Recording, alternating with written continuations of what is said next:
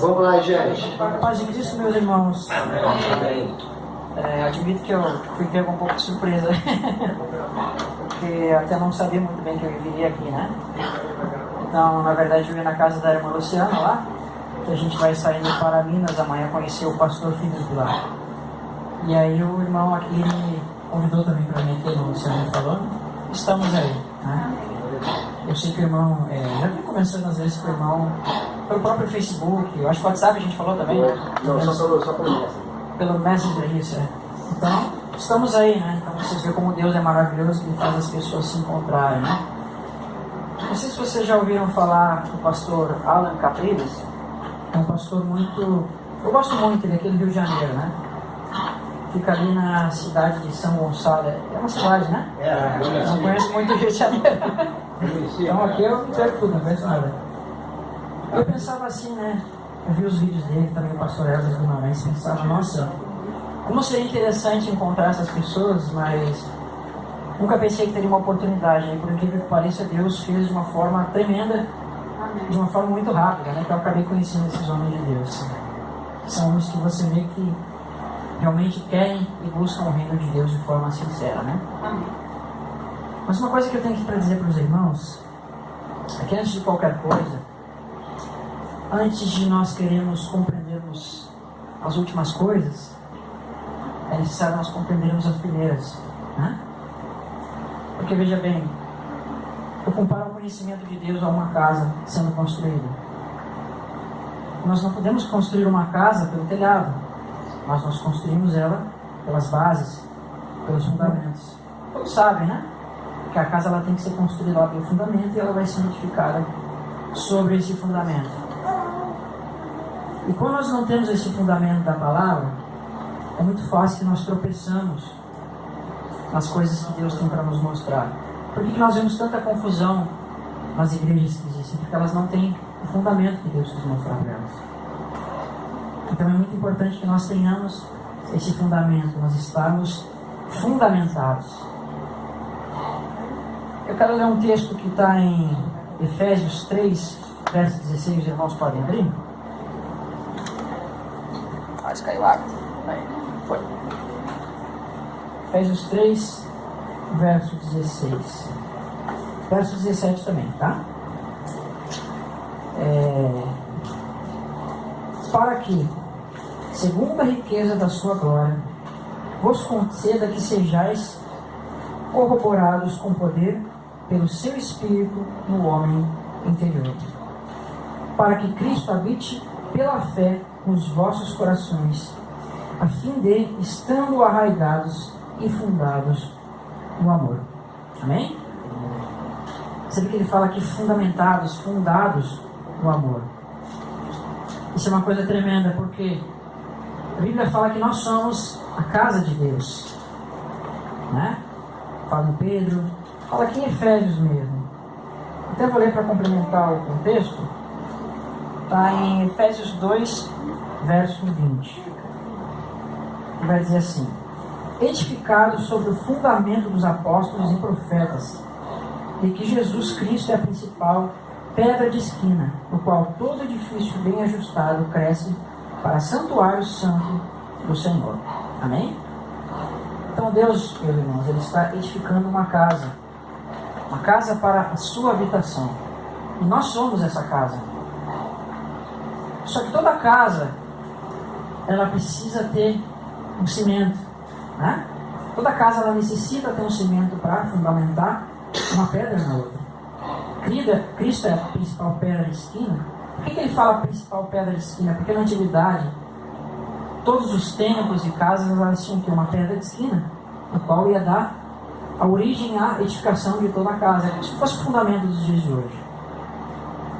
E para que essa casa fosse edificada, necessaria o quê? Um tipo de cimento. E o cimento dessa casa é o quê? É o amor. Então, se nós nos amamos uns aos outros, essa casa está sendo edificada. Amém? Então, se nós odiamos os nossos irmãos, nós temos desavença com eles, a palavra diz assim: suportai-vos uns aos outros. Quando nós não suportamos as fraquezas dos nossos irmãos, nós não amamos eles, né? Então, suportemos uns aos outros. Ninguém vai pensar igual a ninguém aqui, meu irmão. Ninguém pode disputar com ninguém. Todos temos o mesmo objetivo, de chegar a Cristo, ao prêmio. Nós não competimos uns com os outros. Nós estamos andando, trilhando o mesmo caminho. Amém? Amém. Agora, o tremendo que Deus nos mostra é que nós nos tornamos um com Cristo. Né? Nós somos um com Cristo, nós somos o seu corpo. E Cristo é a cabeça desse corpo. E o corpo ele tem que estar o quê? Andando segundo aquilo que a cabeça fala, que a cabeça pensa. Vocês já pensaram num corpo onde os membros não fazem o que a cabeça não pede? É como um corpo defeituoso, uma pessoa com alguma deficiência, né? Então a cabeça pede para o braço ir para frente e vai para trás. Olha que coisa estranha, né? Então por isso que todos nós temos que ter o mesmo pensamento e uma mesma mente. Assim nós nos tornamos a imagem e semelhança de Cristo. Amém? Então se nós tivermos isso, esse ponto principal, esse fundamento, é muito mais fácil de nos entendermos, de podermos andar no mesmo caminho. Ok? Então vamos orar para Deus para que o nosso principal objetivo é sermos a imagem e semelhança de Cristo e andarmos fundamentados no amor para que sejamos uma casa de Deus. Porque se nós não tivermos amor, é como se nós fôssemos uma pedra solta na casa. Sabe quando você bota tijolo, não tiver cimento, ela vai cair. Então é assim que funciona. Por isso que alguns irmãos não permanecem. Por quê? Porque faltou amor. O amor é o principal, né? O amor de Deus não é um amor que fala apenas eu te amo, mas o amor de Deus é um amor que suporta. É um amor que dá a própria vida. A Bíblia diz que nós devemos amar como Cristo nos amou. Consegue perceber como isso é sério? Que é maior que amar o nosso próximo como a si mesmo? Porque amar o nosso próximo como a si mesmo, a gente vai querer fazer para nós, para eles, o que nós faríamos para nós. Mas amar como Cristo amou é dar sua vida para o próximo. Né? Nós não pensamos em tirar a nossa vida, mas pelo próximo. Para amar como Cristo amou tem que ser assim. Dar sua vida pelo seu próximo. Amém? Então, fundamentado nessas coisas, agora nós podemos entender as coisas mais difíceis, as coisas mais espirituais de Deus, vinculadas nesse amor de Cristo. Amém? Eu quero abrir lá em Gênesis. Nós vamos entender um pouco sobre o reino de Deus. Amém? Acho que os irmãos já têm um pouco da visão do reino, mas eu vejo que é importante nós termos alguns aspectos que às vezes faltam entendermos sobre esse reino de Deus.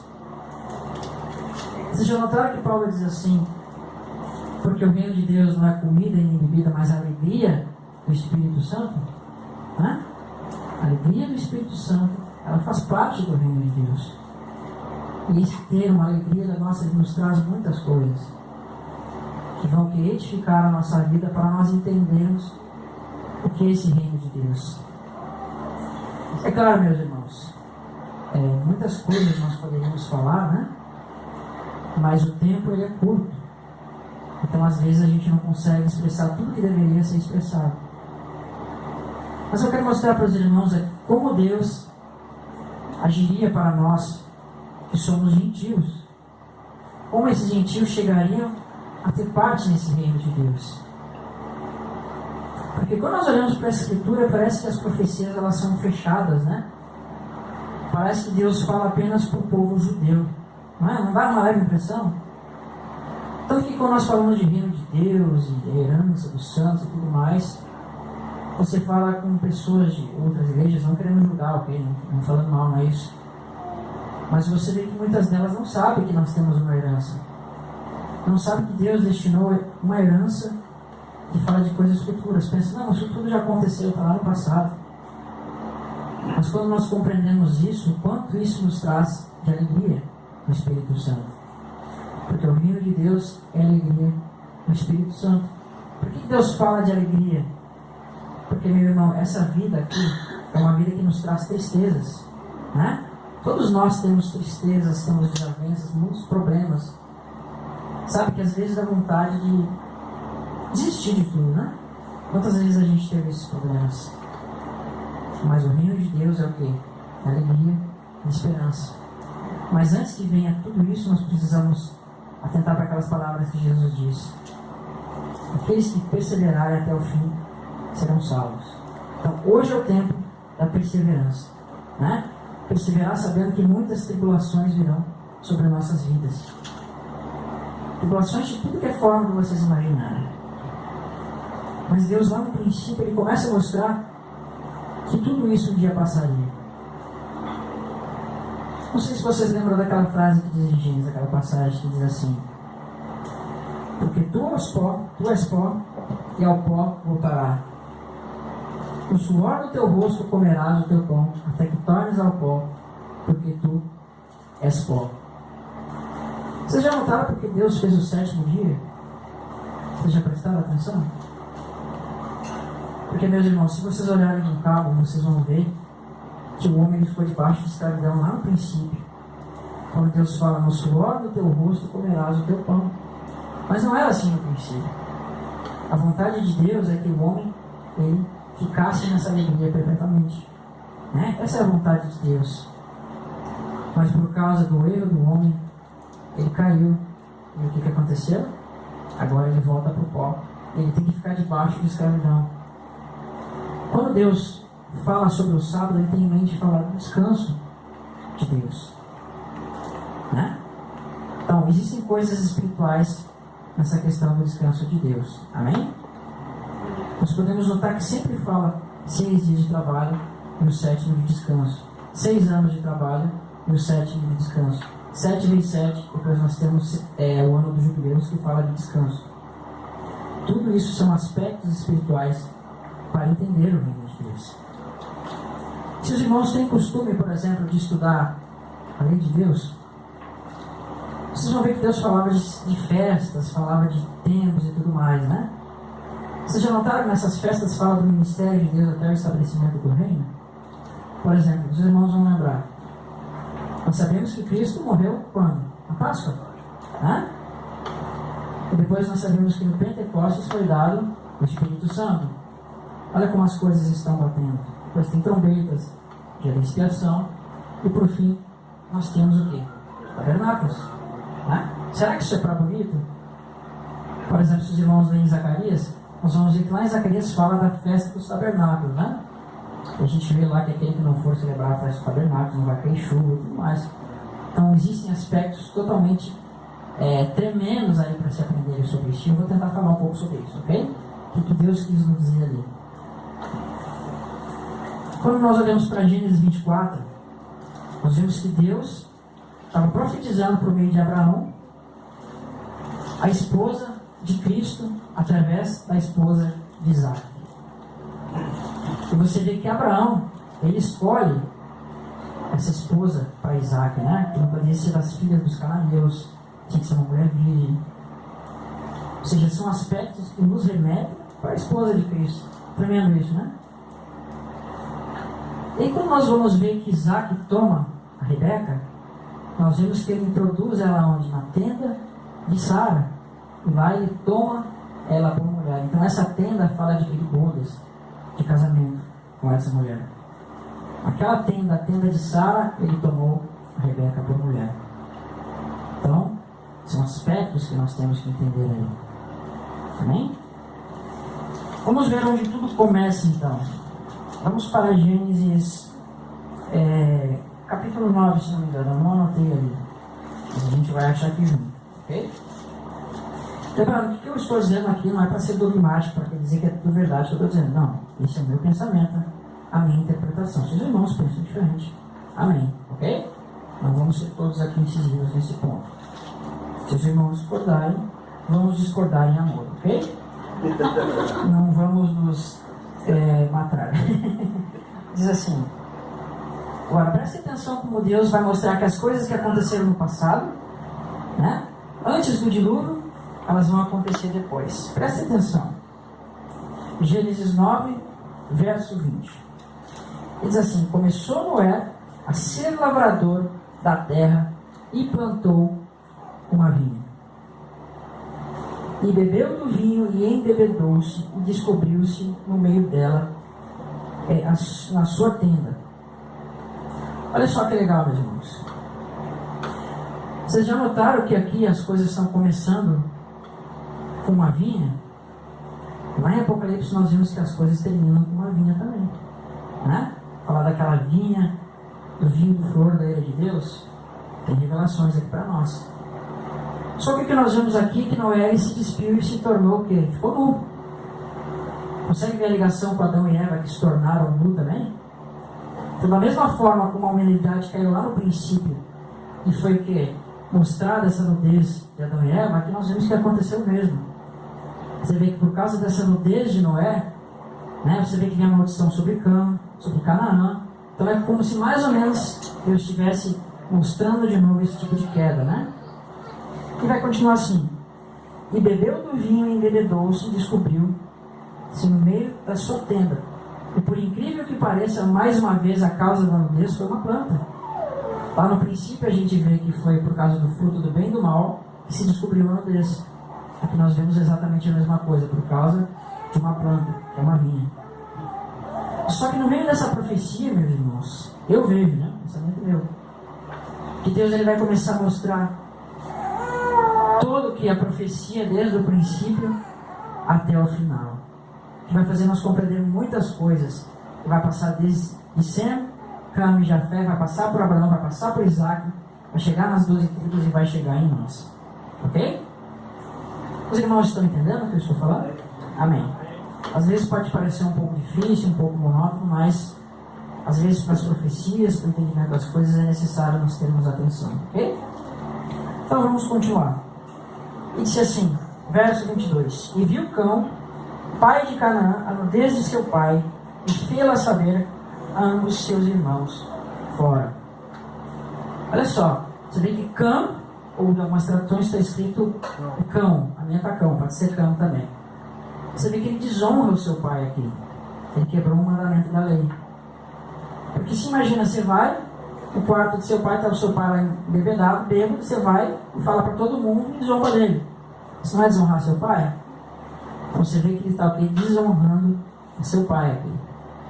Então, é um filho que desonrou a seu pai, está quebrando o mandamento. E diz assim, maldito todo aquele que fizer o quê?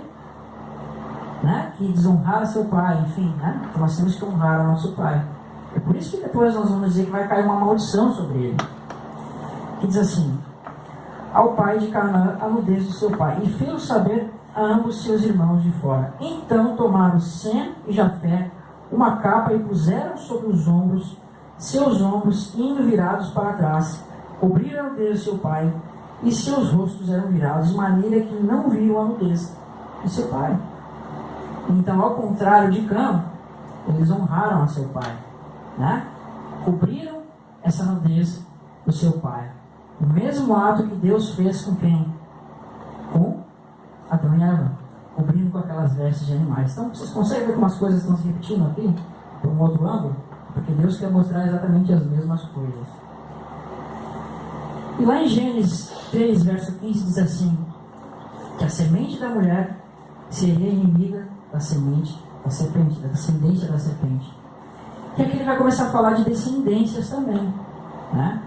Hoje eu não poderia falar, mas nós vamos ver que desde o princípio Satanás ele vem querendo destruir essa semente da mulher. Por que vocês acham que Caim matou Abel? Porque Caim apontava para a descendência da serpente e Abel apontava para a descendência da mulher.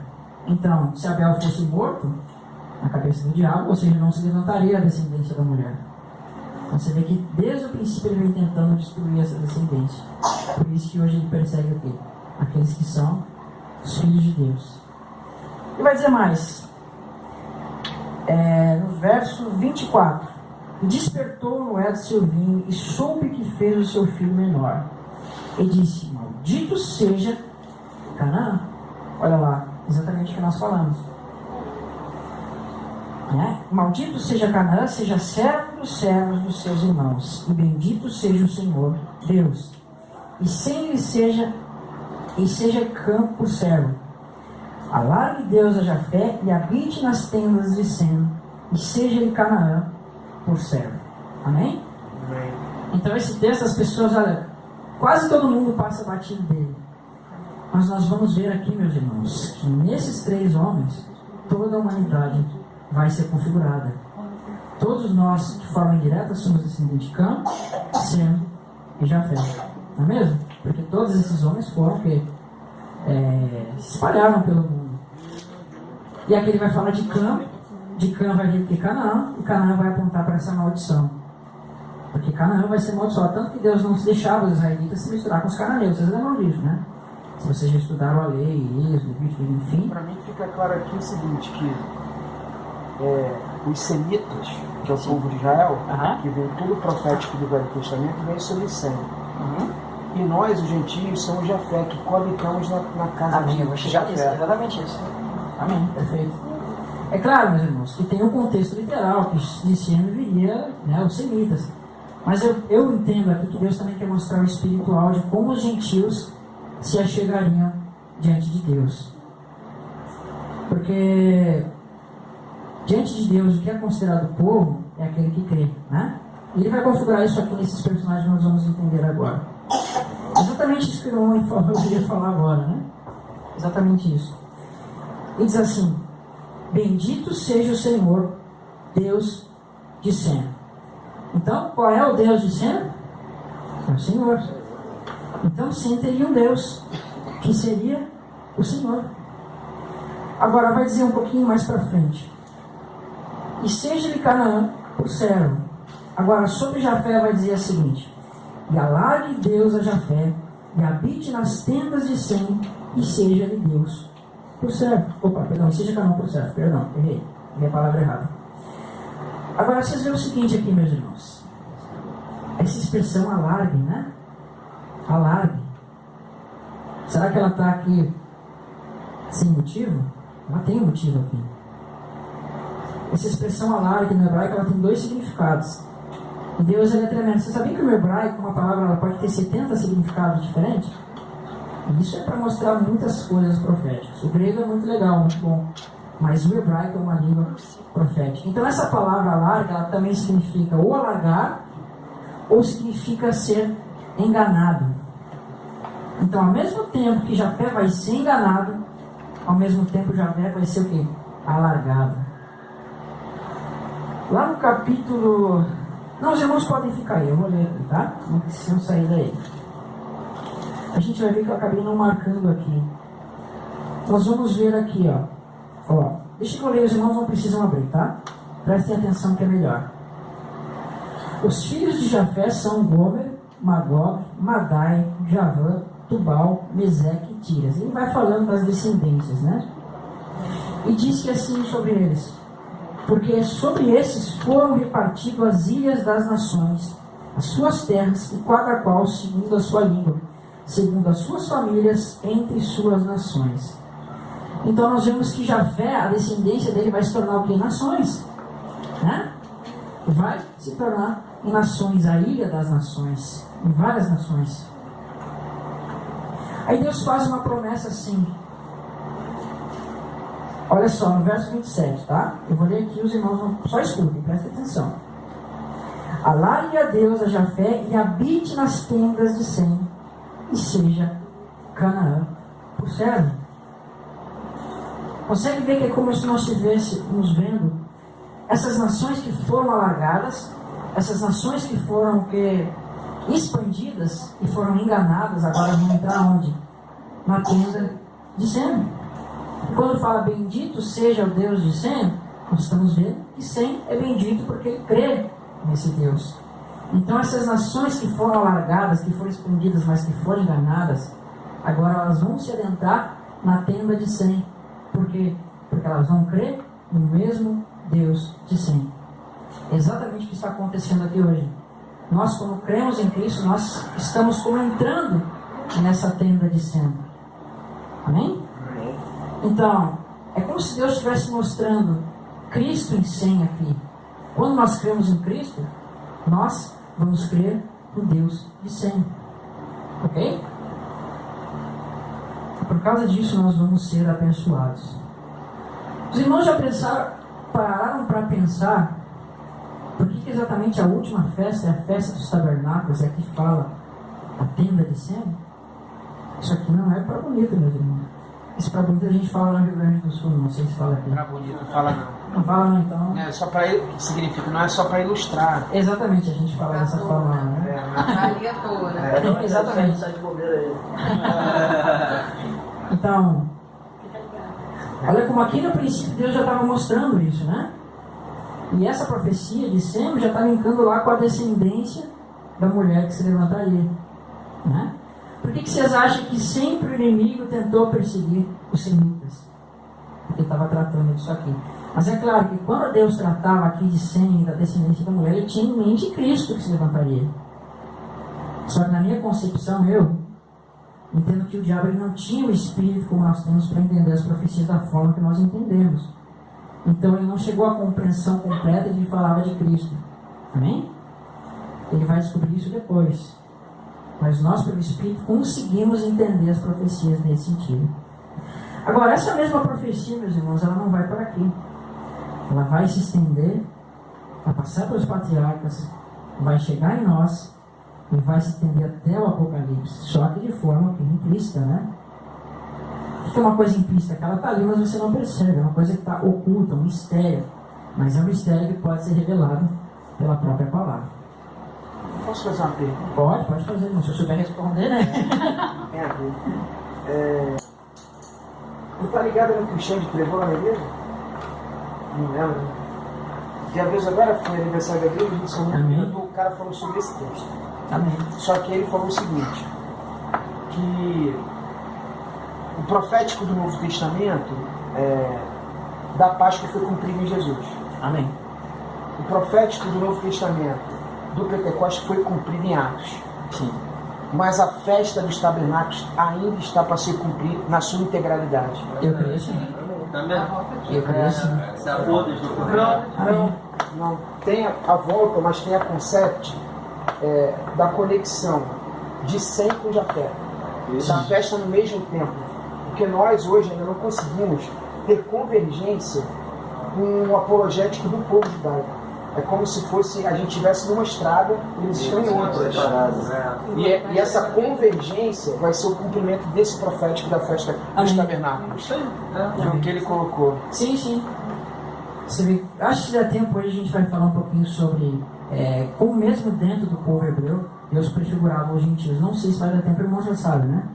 Dentro do povo hebreu existia uma configuração que apontava para os gentios, mesmo dentro do povo judeu, ok? Não sei se vai dar tempo. Porque vocês vão ver assim, nas 3 festas, tá? Existiam 3 festas de peregrinação. Que era Páscoa, Pentecostes e Tabernáculos. Então olha que tremendo. Eu entendo que a Páscoa representa a morte. Ok? Passagem. Exatamente. O Pentecostes é o derramamento do Espírito. E as cabanas, a meu ver, ela aponta para a ressurreição. Não vou ter como explicar aqui, mas a meu ver, ok? E você vê que os israelitas eles se espalharam pelo mundo, né? Foram mandados para vários lugares, tudo bem. E alguns iam viajar e uma série de coisas. Então, nessas 3 festas, o que acontecia? Todos eles tinham que vir peregrinar até Israel. Então, você via uma união pela Páscoa, uma união pelo Pentecostes e uma união pelas cabanas, né? Então, você vê o povo sendo reunido. Aí a gente vê que a união pela morte de Cristo, união pelo Espírito Santo e união pela ressurreição. Então, tem essas ligações. Então, essas coisas festas, tem muitas coisas proféticas que é tremendo se nós estudamos para trazer edificação para a igreja. Pode falar, irmão. Então, essa ressurreição se coloca como a ressurreição de Cristo ou como a ressurreição, a primeira, a ressurreição da vida? Eu entendo que é a primeira, mas está ligado, né? Está ligado, né? Porque a gente não vai ressuscitar sem o Cristo ressuscitou primeiro. Porque você vê assim, né, irmão? Olha que legal que Deus faz. Paulo fala que nós ressuscitamos com Cristo, mas nós também fomos crucificados. É claro que a literalidade dessas coisas não aconteceram, mas em figuras aconteceram em Cristo. Então já estava prefigurado lá a igreja morrendo e ressuscitando com Cristo. Porque vocês vejam bem, Cristo é o cabeça e nós somos o corpo. Então não foi só uma cabeça que morreu, meus irmãos, foi o corpo todo. Então olha que legal, todos aqueles flagelos que aconteciam sobre Cristo estavam caindo sobre o corpo. Então você consegue ver Cristo tomando sobre o seu corpo que ia cair sobre nós? Então vocês estão vendo lá os flagelos caindo em Cristo, caindo sobre nós, mas ele tomando sobre ele. Então ele morreu, nós morremos. Se um morreu, todos morreram. E se um viveu, todos viveram. Amém? Amém. Então isso é tremendo, meus irmãos. Agora, vamos abrir em Gênesis, capítulo capítulo 12, verso 1 até o verso 7.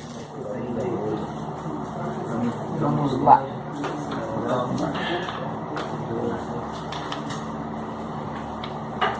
Se os irmãos não estiverem entendendo, é só perguntar, tá?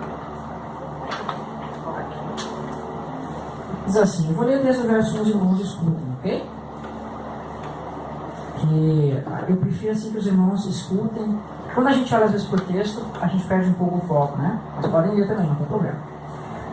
Ora, o Senhor disse a Abraão: sai da tua terra e da tua parentela e da casa do teu pai e vai para a terra que eu te mostrarei.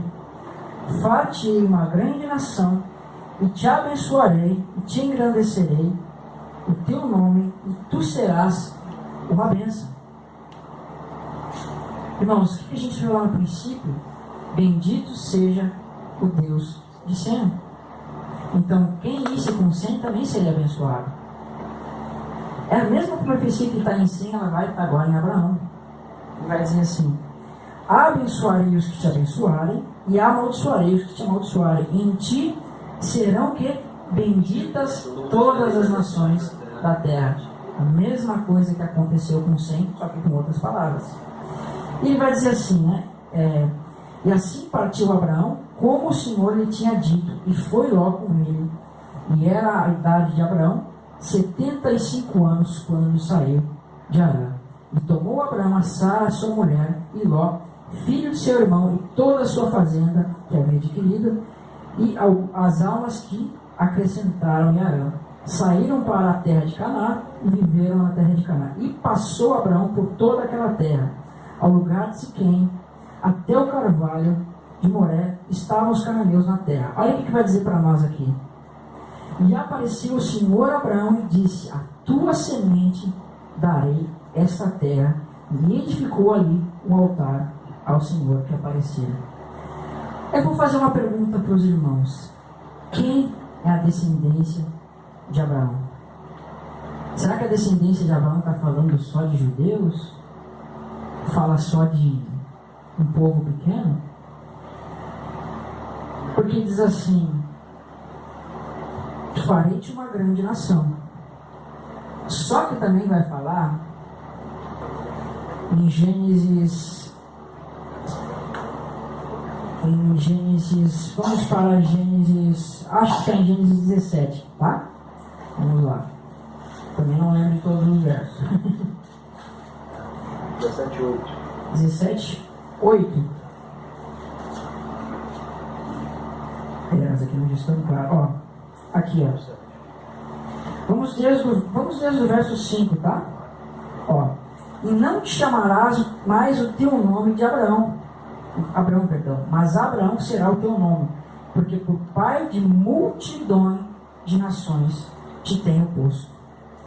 E te farei te frutificar grandissimamente, e te farei nações, reis sairão de ti, e estabelecerei o meu concerto entre mim e ti, e a tua semente depois de ti, as suas gerações por concerto perpétuo, para seres por Deus da tua semente, e darei a tua semente depois de ti a terra das tuas peregrinações, toda a terra de Canaã em possessão, e serei o seu Deus.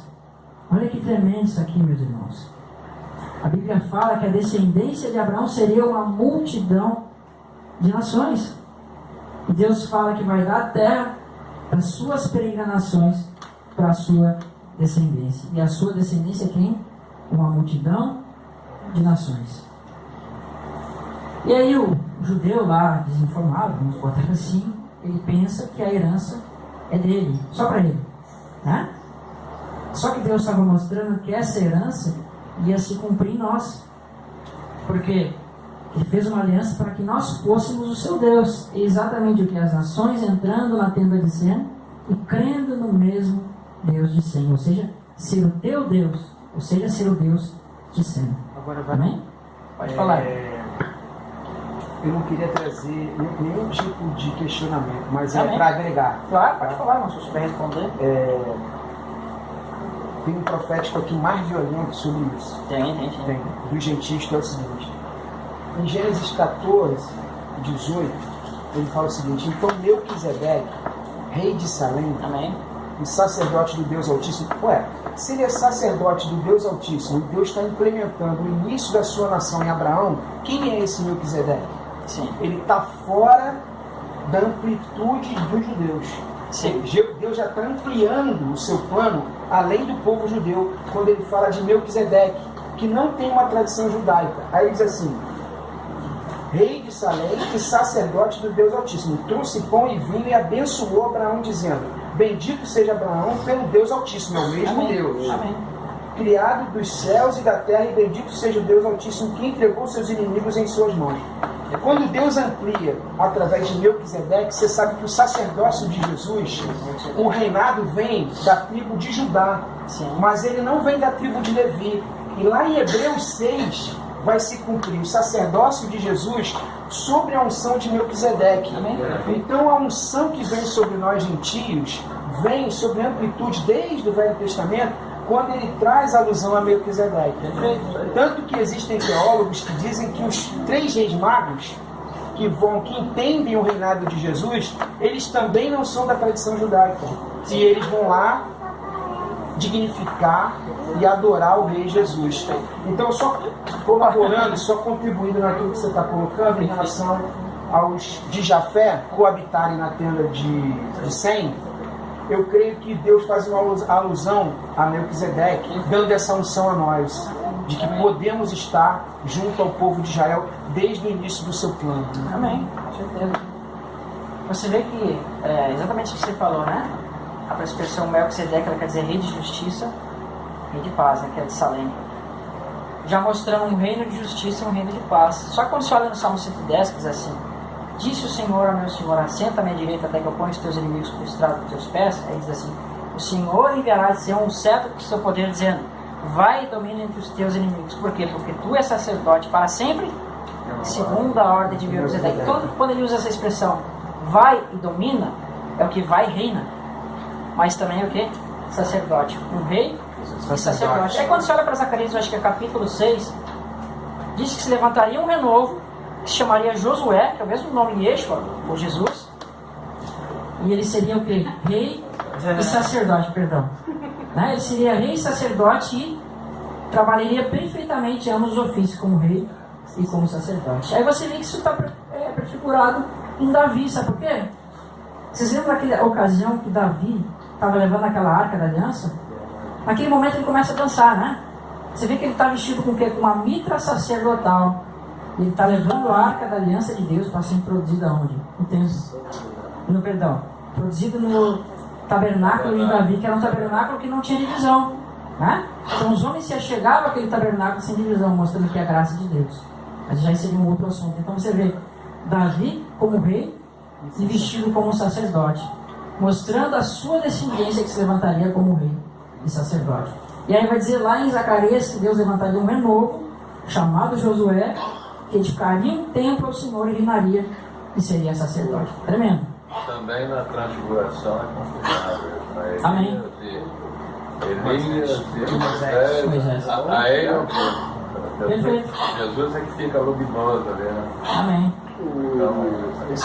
Nesse momento aí, de Davi, quando ele leva a arca para dentro do tabernáculo, prefigura também, pós-figura e pré-figura. Pré-figura Cristo, quando ajunta o povo dentro do Santíssimo Lugar, né? Perfeito. Como sumo sacerdote, e pré-figura e pós-figura, levando todas as 12 tribos, na verdade, e os gentios juntos para dentro da tenda de Sem. A mesma coisa. Perfeito. Aí você vê que em Atos diz assim, que nos últimos dias Deus levantaria o tabernáculo caído de Davi, que esse tabernáculo onde a arca foi introduzida, que não tinha separação, para que os gentios possam possuir todos aqueles que o nome de Deus for invocado.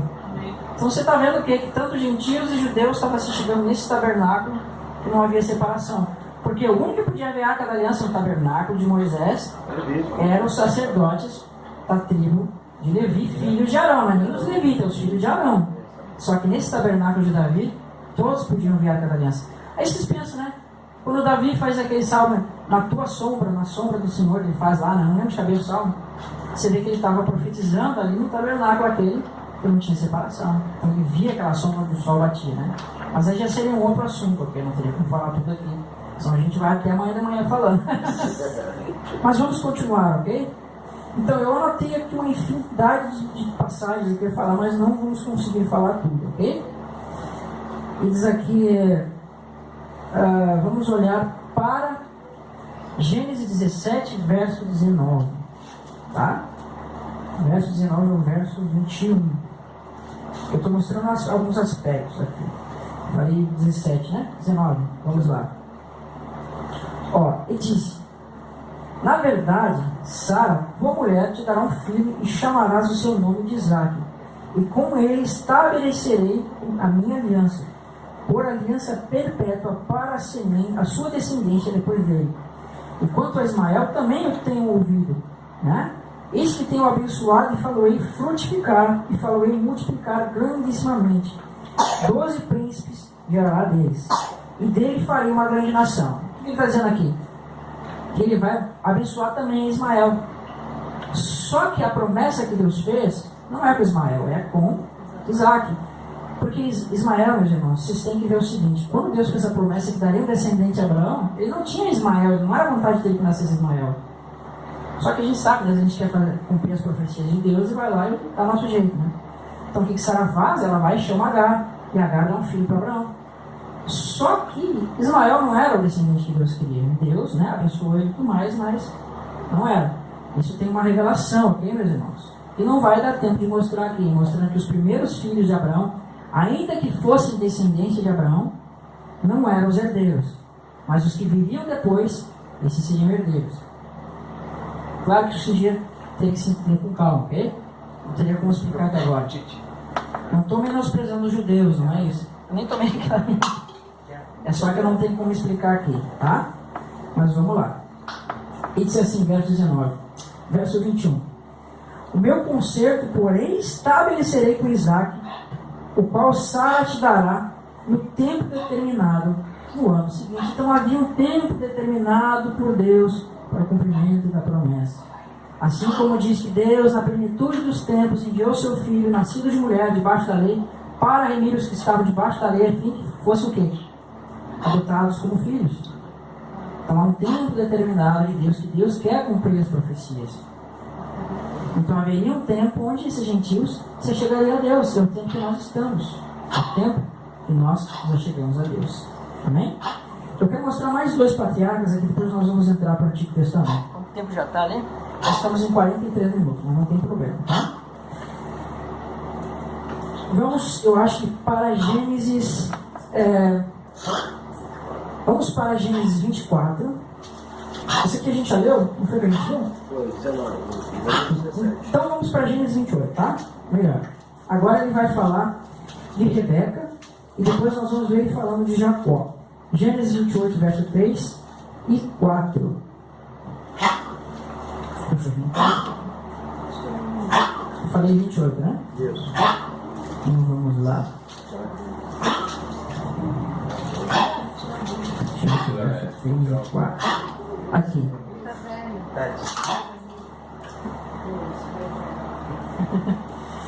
Diz assim: e Deus Todo-Poderoso te abençoe e te faça frutificar, falando para Isaque, aqui que eu devia ter lido o verso 2, mas tudo bem. E para que sejas o quê? O que os irmãos veem aí? Uma multidão de povos. E te dê a bênção de Abraão. Olha só a bênção de Abraão aparecendo aqui, né? E a ti e a tua descendência contigo, para em herança possuas a terra das tuas peregrinações que Deus deu a Abraão. Amém? Então a descendência de Abraão, que é a descendência de Isaque, que é a descendência de Jacó, vai se tornar numa multidão de nações. Amém? Agora eu queria ler aqui depois, mas eu acho que vai ficar muito grande. Que diz assim, olha aqui o verso 13, tá? Eis que o Senhor estava em cima dela, da escada aquela, né? Essa escada é Cristo. Está em João, ele nos explica. E disse: eu sou o Senhor, Deus de Abraão, teu pai, o Deus de Isaque E essa terra que estás deitado, darei a ti e a tua semente. E a tua semente será como o pó da terra. Tremendo, né? Estender-se-á ao ocidente, ao oriente, ao norte e ao sul, e em ti e na tua semente, ou seja, descendência, serão benditas todas as nações da terra. E eis que estou contigo e te guardarei por onde quer que fores, e te farei voltar a esta terra, porque não te deixarei até que haja feito o que tenho dito. Vocês conseguem ver aqui, como a gente fala, um pega-ratão de Deus? Pega-ratão é quando você vê uma coisa que parece uma coisa, mas na verdade é outra. Deus está dizendo assim que vou multiplicar a tua semente vai se expandir para o norte, para o sul, para o oriente, para o ocidente, etc, etc. E Deus fala assim, não te desampararei até cumprir tudo isso, porque tu vai voltar para a terra. Vocês conseguem perceber que Deus está falando que Jacó vai voltar para a terra, mas que antes dele voltar para a terra, Deus vai cumprir todas essas coisas? Que é o quê? Que a descendência dele se expandisse.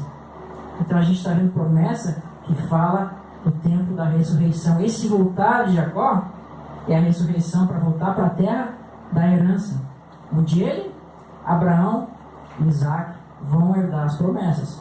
E nós vamos ver já que eles não herdaram ainda. Não sei se os irmãos já conhecem, né? Talvez os irmãos já conheçam aqui, mas alguns não conhecem.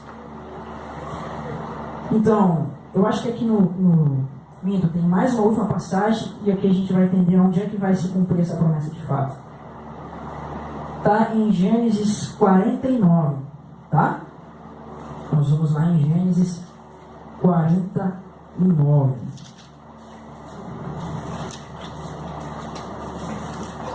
E aí nós vamos entender como os gentios vão herdar todas essas promessas. Nós vamos estudar um pouquinho de Apocalipse hoje, se der tempo, tá? Sei que os irmãos gostam de estudar, então vamos estudar, porque não é assim que a gente consegue. Se Deus está nos proporcionando isso, amém. Diz assim, aqui, vamos desde o verso 15 de Gênesis 48, perdão, eu me confundi, tá? Ó, não, verso 11, tá? Vamos pro verso 11, senão a gente não vai pegar o contexto. Ó, olha só, eu vou só dar um parênteses, tá? Vamos tentar refletir nisso daqui. Entre Isaac e Ismael, quem era o primogênito? Era Ismael, mas a herança caiu sobre Isaac. Depois, Isaac vai ter um filho, 2 filhos, Jacó e Esaú. Quem era o primogênito? Era Esaú, mas quem levou a primogenitura? Jacó. Quem é? Aqui a gente vai ver o primogênito também de Jacó, né? E essa primogenitura não vai cair nele, vai cair em José. Depois da primogenitura, que era para cair em Manassés, ela não vai cair em Manassés, ela vai cair em Efraim. E olha qual é a bênção da primogenitura que ele vai receber. Vamos ver desde o verso 11 então. Israel disse a José: eu não cuidara ver o teu rosto, e eis que Deus me fez ver a tua descendência também. Então José os tirou de seus joelhos, inclinou-se à terra diante da sua face, e tomou a José ambos eles a Efraim, na sua mão direita e à esquerda de Israel, para a esquerda de Israel, e Manassés da sua mão esquerda para a direita de Israel, e fê-los chegar a ele. Mas Israel, que é Jacó, estendeu a sua mão direita e pôs sobre a cabeça de Efraim, ainda que era menor. Então, a mão que era da primogenitura, ele botou no lugar errado, ele inverteu. E botei a mão da primogenitura, que não era primogênita, e o contrário no outro. E vai dizer mais. E abençoou José e disse: o Deus em cuja presença andaram os meus pais, Abraão, Isaque e Jacó, o Deus que me sustentou desde o dia em que eu nasci até este dia, o anjo que me livrou de todo o mal, abençoe estes rapazes e seja neles chamado o meu nome. Qual é o nome dele? Israel. Então, sobre Efraim e Manassés vai ser chamado o nome de Israel, ok? E o nome dos meus pais e de Isaac. Então ele tem o nome dos patriarcas. E multiplique-se como peixe em multidão no meio da terra. Você se lembra daquela frase que Jesus diz a Pedro? Tu serás pescador de homens? Tremendo isso, né? Então, eu particularmente vejo uma ligação aqui, né? Que esses peixes que se multiplicaram, agora Deus vai mandar o que? Por meio de Jesus, por meio dos apóstolos, pescadores deles. Então a descendência de Abraão vai se multiplicar. Agora Cristo vai o quê? Buscar essa descendência pescando ela como peixes. Mas vamos lá. No verso 17: Vendo, pois, José que seu pai punha sua mão direita sobre a cabeça de Efraim, foi mal isso a seus olhos, e tomou a mão de seu pai para transpor sobre a sua cabeça de Efraim, para a cabeça de Manassés. E José disse a seu pai: Não é assim, meu pai, porque este é o primogênito. Põe a tua mão direita sobre sua cabeça.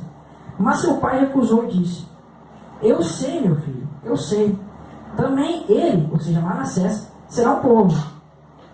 Também será grande. Contudo, o seu irmão menor será maior que ele, e a sua semente será uma multidão de nações. Sabe qual é a palavra que está no original? Kahal Hagoim, que literalmente quer dizer congregação de nações. E no grego está o que? Eclésia, de etnos, se eu não me engano. Etnos, né? Não sei se é etnos ou se é outra expressão que eu não lembro agora. Consegue ver que o texto está dizendo aqui em hebraico, a descendência de Efraim se tornaria do que? Numa igreja de gentios? A palavra igreja, que eclésia ou kahal no hebraico. E essa palavra multidão, no outro ponto também está escrito a plenitude dos gentios. Aí Paulo fala em Romanos, até que a plenitude dos gentios entra. Então olha como as profecias estão todas se conectando, né? Agora nós vamos começar a estudar um pouquinho tudo isso que a gente viu aqui do Novo Testamento, né? Então vamos continuar. Nós estávamos indo para Efésios, né? Bom, só para resumir, nós vimos que a herança que Abraão tem em mente é que a sua descendência transformaria uma multidão de nações. E essa multidão de nações somos nós. Todos sabemos, né? Que nós somos a descendência de Abraão. É claro que existem aspectos espirituais que eu não vou ter tempo de falar aqui. Quem sabe num outro encontro a gente possa falar melhor. De repente o irmão aqui possa explicar com mais calma para vocês depois, ok? E na realidade o que eu quero mostrar mais é a questão do reino, mas eu tive que falar um pouco disso. Como os gentios vão entrar nesse reino, ok? Agora, vocês lembram um verso que está na Bíblia, que eu não anotei, que eu não lembro de cabeça onde é que ele está, que diz assim: porque Abraão é pai de todos nós, como está escrito, por pai de numerosas nações te tem posto. Vocês lembram desse verso? Não lembro se é Romanos ou se é Gálatas. Aí nós vimos que o quê? Que a descendência de Isaac ia se tornar uma multidão de nações. E Efraim se tornaria nessa multidão de nações. O que esses textos estão revelando? Que nós estamos apontados para Efraim. Então, quando Deus estava lá no início falando de Efraim, ele estava mostrando que Efraim seria essa multidão para mostrar aos gentios, né, contados nesse Efraim, amém? Agora, vamos começar a olhar como Paulo compreende essas coisas e fala de certas profecias, certos estudos aqui, que às vezes a gente passa batido e não entende nada que está sendo dito. Diz assim, eu anotei a Pedro aqui, mas ele é perto, ó. Vamos para Efésios capítulo 3, tá? Agora eu não vou me demorar muito. Não vou me demorar muito também porque o espaço ali não está muito grande. Efésios capítulo 3. Vamos lá. Por esta causa, eu, Paulo, sou prisioneiro de Jesus Cristo, por vós, gentios. Gentios, o que são gentios para quem não sabe? Gentios são aquelas pessoas que não eram judias, ok? Gentios quer dizer simplesmente gente, gentio, não é uma pessoa gentil, é gentios de gente, povos, exatamente. Eles chamam a gente de Goia. Não, é que quando eu me converti no início eu pensava que gentio eram pessoas gentis, você vê a ignorância da pessoa. Mas se alguém pensasse assim, já expliquei. Ó, se é que tendes ouvido a dispensação da graça de Deus para convosco me foi dada. Como me foi este mistério manifestado pela revelação, como acima em pouco vos escrevi. Vamos dar uma pausa. Então ele está falando sobre um mistério, esse mistério fala dos gentios. Depois, na sua casa, mais tarde, vocês vão ler o capítulo 2, capítulo 1, vocês vão entender que esse mistério é que Cristo se tornou um por nós, morreu por nós, etc. E a igreja passou a ser co-participante com ele de todas essas coisas. Os gentios, no caso. Aí vai dizer mais no verso 4. pelo que quando leres, podeis perceber a minha compreensão do mistério de Cristo. Olha só, mistério de Cristo. Algumas traduções trazem mistério de Deus. Tá? Diz assim, no qual, noutros séculos, não foi manifestado aos filhos dos homens, como agora tem sido revelado pelo Espírito aos seus santos, pelos apóstolos e profetas. Então, meus irmãos, essa revelação ela estava escondida, ela estava oculta. Mas hoje, por meio do Espírito Santo, através dos profetas e dos apóstolos, ela está sendo revelada. Então, por que as pessoas não conseguiam compreender? Porque elas não tinham Espírito como nós temos hoje. Entende? Então, hoje, por meio do Espírito, você vai aqui, como diz 1 Coríntios, somando as coisas espirituais com coisas espirituais, não por palavras de sabedoria humana, mas palavras do Espírito, sabedoria espiritual, você vai entender essas coisas. Amém? Então essas coisas se entendem pelo Espírito de Deus. Vamos continuar. Olha só. Aí ele vai explicar o que é esse mistério. A saber que os gentios são co-herdeiros de um mesmo corpo e participantes da promessa em Cristo pelo Evangelho. Agora eu pergunto para vocês, que promessa é essa de herança? Exatamente a mesma promessa que foi dada a Abraão. Aí você vê, a promessa era para a descendência de Abraão. A descendência de Abraão é Cristo. Só que nós em Cristo, nós o quê? O que diz a lei? Deixará o homem pai e mãe e se tornará uma só carne com a sua esposa. Se é uma só carne, é um só corpo. Então, se nós entramos em aliança, nós nos tornamos um só corpo com Cristo. Se a cabeça vai reinar, vai herdar essas coisas, o corpo também vai. Ou seja, a cabeça não vai reinar sozinha. Então, o corpo herda junto com a cabeça. Amém? Então, ou seja, nós passamos a ser descendência de Abraão, porque Cristo é descendente de Abraão. Entendeu? Então, aquilo que foi destinado a Cristo cai sobre nós também. Então, Cristo é o herdeiro, nós somos co-herdeiros com Cristo e co-participantes das promessas. Aí vai dizer mais, né? Participantes da promessa em Cristo pelo Evangelho. Amém? Vamos ler agora Colossenses capítulo 1, verso 24.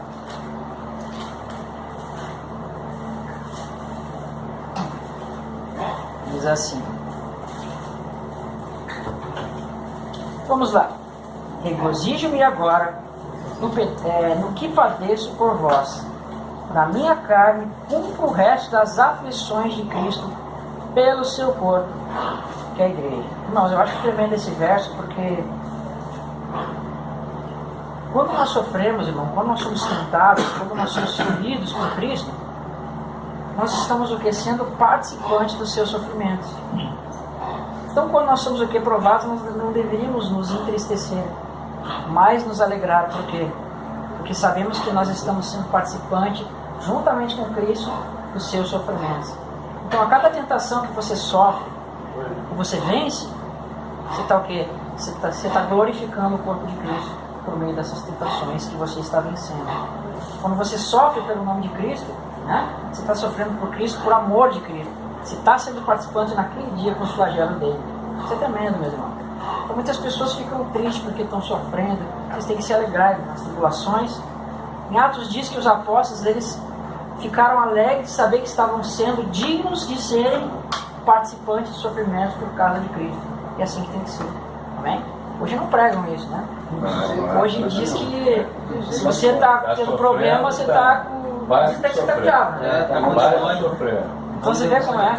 Né? Por que isso? Porque, infelizmente, às vezes não é por mal das pessoas, mas é ignorância e falta de estudo, entendeu?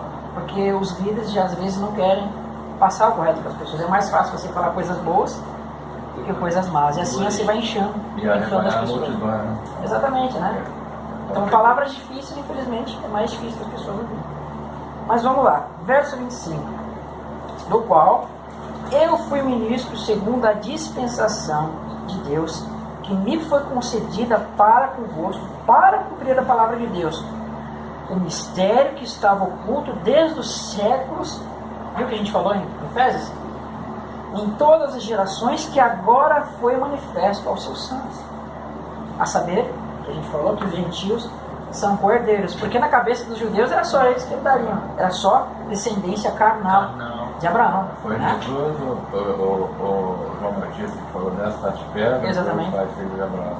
Exatamente. Ou né? seja, não é relevante vocês considerarem só o sangue. Se você pegar... Se você não pratica as obras de Abraão, não adianta nada. Exatamente, se você pegar, não querendo falar mal, ok, mas se você pegar algumas pessoas que têm uma fé mais pro lado judaico, creem em Cristo, mas tem um lado mais judaico, você vai ver que eles chegam ao ponto de fazer DNA para ver se tem sangue judeu, né? Aí eles fazem a diferença. Ou seja, eles estão levantando aquele muro de separação que foi quebrado em Cristo, né? E vai gente querendo circuncidar. Pois para vocês terem noção, como eu falei para o irmão, eu passei pelo judaísmo messiano, né? Então eu comecei vendo na Assembleia de Deus, passei por várias coisas, cheguei no judaísmo messiano, larguei tudo de mão, comecei a estudar a Bíblia assim em frente, né? Porque os caras querem circuncidar. Sim, na cabeça deles eu tinha que me circuncidar. O Gálatas, ele não lê o Gálatas. Né? Eles lêem, mas eles trocam as expressões lá, né? Eu fiz um vídeo sobre isso. Infelizmente, essa doutrina eu vi muita gente apostatar. Uma congregação que eu estava, assim, de judeus messiânicos, olha, foram umas 50 pessoas que negaram a Cristo, passaram a virar judeus sem crer. Então é uma doutrina que realmente leva as pessoas. Eu sei que as pessoas não fazem muitas por mal. Mas judaísmo messiânico. Exatamente, tá, mas tudo bem, né? Tem uns que voltam. Foi um caso comigo, né? Tem outras pessoas que eu conheci também.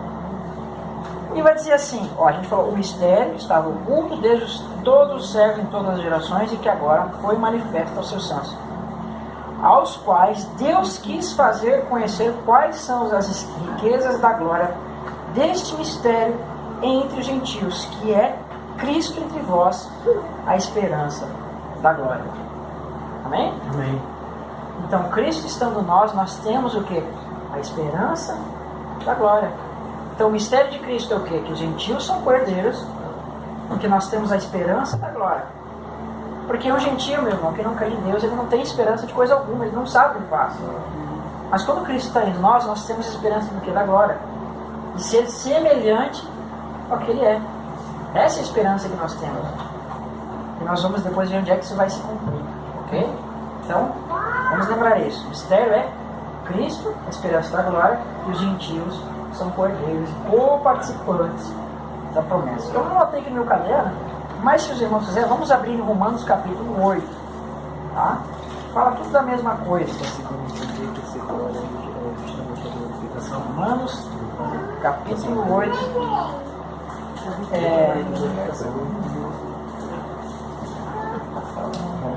Eu só vou ver o verso que eu não lembro. Assim. 12, 16. Vamos, isso, capítulo 12 e o 16. Tá. Um pouquinho mais pra frente, mas. Vamos ler desde o 12, então acho que tem um pouquinho. Desde o 11, tá? Se a gente passou, eu fiz muito atrás, a gente vai lendo e vai entendendo o contexto. Diz assim: e se o Espírito daquele que dos mortos ressuscitou a Jesus habita em vós, aquele que dos mortos ressuscitou a Cristo também vos vivificará os vossos corpos mortais pelo seu Espírito que em vós habita. Então, promessa da ressurreição, ok? De maneira que, irmãos, somos devedores, não a carne, para viver segundo a carne. Porque se viveres segundo a carne, morrereis, mas se pelo Espírito mortificar as obras do corpo, vivereis. Então, o Espírito é dado para quê, irmãos? Lá diz em João, né? João ou Atos, acho que é João. Ele diz que o Espírito nos convence do pecado. Então, se nós somos convencidos do pecado, nós lutamos contra ele. E assim nós somos o quê? Filhos de Deus. Amém? Aí diz assim, porque todos que são guiados pelo Espírito de Deus são filhos de Deus. Sabe por que nós somos guiados pelo Espírito, somos filhos de Deus? Eu vejo aqui que Deus, no meio dessa passagem, está nos mostrando, fazendo uma comparação de filhos do seguinte forma. Quando nós somos assim na carne, você tem a sua filha aqui, né? Você fala com ela na sua voz de carne, ela se escuta. Da mesma forma, Deus sendo o nosso Pai, Ele tem uma voz espiritual que fala pelo Espírito. Quando você escuta a sua voz espiritual, isso prova que o quê? Você tem um Pai, né? Que fala com você dessa forma, você pode entender Ele. Aí você vai estar entendendo Ele, porque você é filho de Deus por meio do Espírito. Agora, vai dizer mais, Romanos 8, onde nós estávamos, né? Porque não recebeste o espírito de escravidão para outra vez estares em temor, mas receberes o espírito de adoção de filhos, pelo qual clamamos Abba Pai. O mesmo Espírito testifica com o nosso Espírito que somos filhos de Deus. E se somos filhos, logo herdeiros, herdeiros de Deus e co-herdeiros com Cristo. Lembra que nós vimos em Efésios? Então ele está mostrando que todas essas promessas elas estão linkadas com o quê? Com o Espírito, né? Nós estarmos em Cristo para fazermos parte dessas promessas.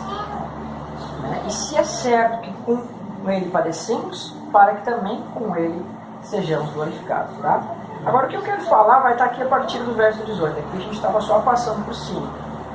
Mas a partir do verso 18 vai começar a mostrar para nós quando essa herança, essa esperança da glória e essas coisas vão ser cumpridas.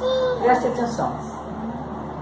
Porque, para mim, tenho por certo que as aflições deste tempo presente não são para comparar com a glória que está em nós para ser revelada.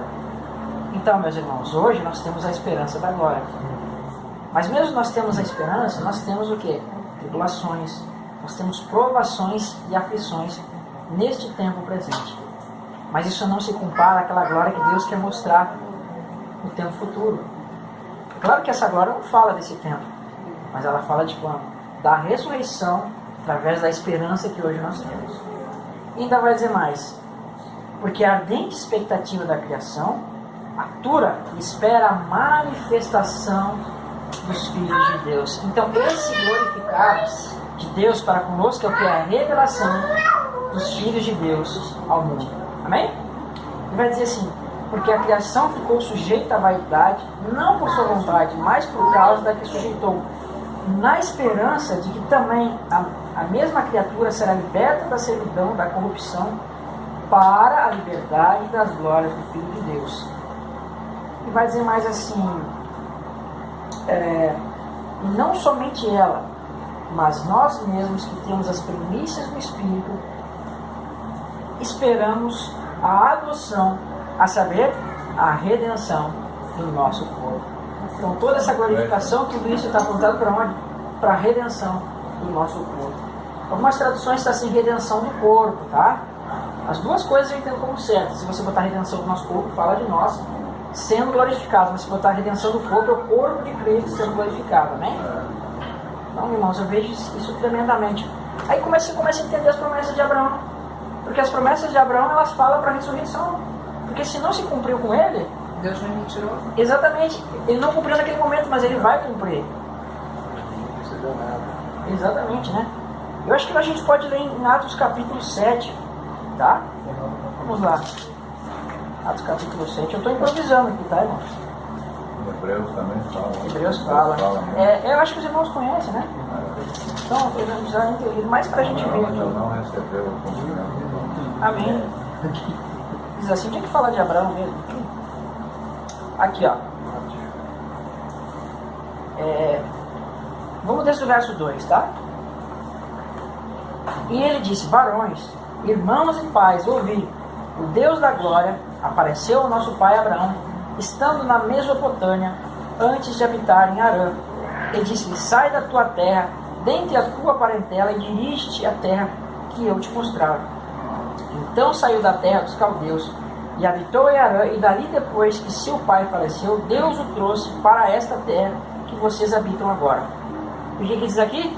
E não lhe deu nela herança, nem ainda o espaço do pé, mas prometeu dar-lhe a posse dela, e depois dele a sua descendência, não tendo ele filho. Olha que tremendo isso aqui. Eu acho que, vou ser bem sincero para vocês, acho que 90% da igreja não conhece esse verso. Para eles pensam que Abraão lá, pegou uma terra, herdou lá, herdou. Né? Diz que Jacó, Isaac herdou. Jacó morreu no Egito. Né? Morreu no Egito, se não me engano. Isso é herdar a terra de Canaã? Não. Então você vê que essa promessa está para se cumprir. Aí isso aqui no Novo Testamento deixa claro para nós. Tem que ter a glorificação do corpo, né? Tem que ser essa glorificação, tem que ressuscitar. Né? E vai se cumprir esse mistério de Deus. Amém? Eu acho que tudo isso aqui que eu falei, os irmãos já meio que tinham em mente, eu não tenho certeza que os irmãos sabem. Então, acho que para a gente finalizar aqui, já está meio tarde, está acabando o tempo já, que eu também tenho que ir para Minas amanhã, eu também não posso ir muito tarde. Tá? Agora nós vamos ver quando Deus vai cumprir isso lá em Apocalipse, tá? Os irmãos conhecem o texto de Daniel 7? Vou ler aqui vou falar de cabeça aqui. 7, 27.